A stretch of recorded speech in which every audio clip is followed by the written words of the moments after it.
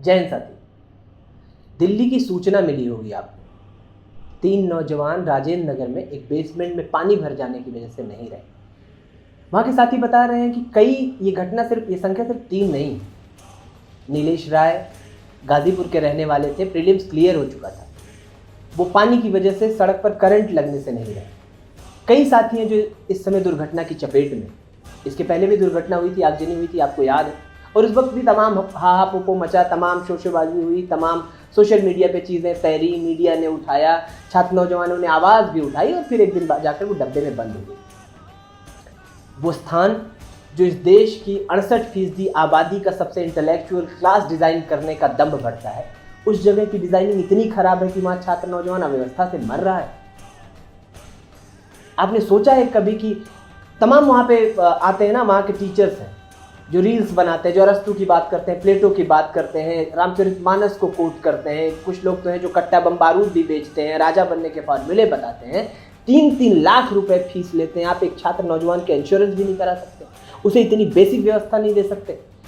लोग बताते हैं कि घंटों लाइन लगाकर प्रवेश करने मिलता है कक्षा में, इतनी भीड़ होती है। अगर एक बारगी में एक झटके में छुट्टी हो जाए तो घंटों लग जाते हैं निकलने में। आपने जिस धूर्तता के साथ सपने बेचे हैं गांव गिराव को, उनके माता पिता फीस का अरेंजमेंट कैसे करते होंगे? 3-3 लाख रुपए फीस। कोई गहने बेचता होगा, कोई खेत गिरवी रखता होगा, कोई अपना पेट काटता होगा, हड्डियां गलाता होगा आपको फीस देने के लिए।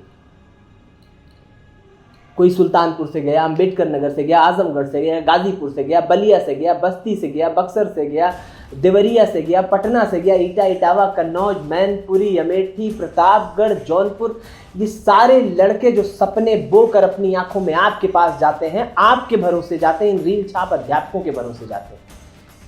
इनमें इतना शर्म नहीं, इतनी पानी इनकी आंखों में नहीं है कि ये आकर एक संवेदना व्यक्त कर सके, ये फूल लेकर उनकी स्मृति पर खड़े हो सके और कहेंगे कि हाँ हमसे गलती हुई, हम इसे सुधारेंगे।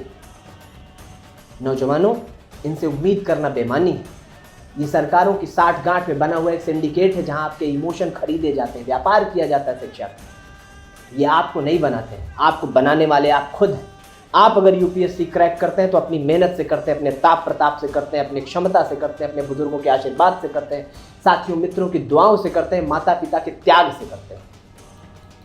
आपका गुरु वही था जो पहली कक्षा से लेकर आपको दिशा दिखाई और आगे बढ़कर एम चूम लेने के लिए प्रेरित किया।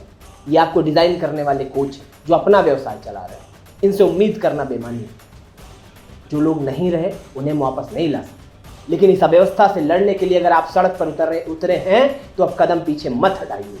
तब तक लड़िएगा जब तक जीत हासिल नहीं हो जाती, तब तक लड़िएगा जब तक इनके कान के पर्दे नहीं फट जाते, तब तक लड़िएगा जब तक सरकारों की आवाजें आपके आगे मिमियाने घिघियाने नहीं लगती, घुटने टेक कर खड़ी नहीं हो जाती, आपकी मांगे नहीं मान लेती। भगत सिंह कहते थे पहली सरकारों को सुनाने के लिए आवाजें ऊंची करनी पड़ती हैं। आपके हिस्से में तो 2 सरकारें हैं कि कोचिंग माफिया और एक वो सरकारें जो दिल्ली चला रही हैं, केंद्र चला रही हैं।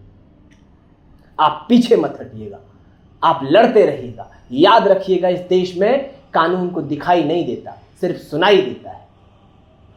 संविधान की भाषा चुप है, संसद की मर्यादा चुप है, आंखें मौन है, बाजू सहमे हर जिंदा दरवाजा चुप है। आग जहन में सुलग रही है, कैसे ठंडा हो साथी, और अभी क्या बोलूं साथी।